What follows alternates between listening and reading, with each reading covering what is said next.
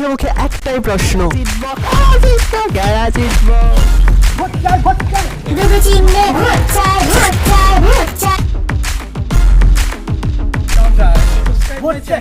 আরে আপনি দাঁড়ান না মাসি, আমি একটু ব্লগিংটা করে নিই না।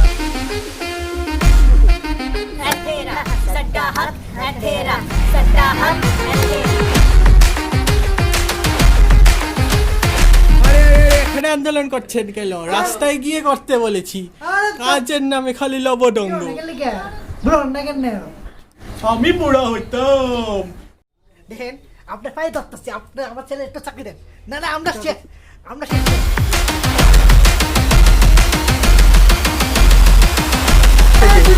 আপনি হারবেন, খেলা চলবে।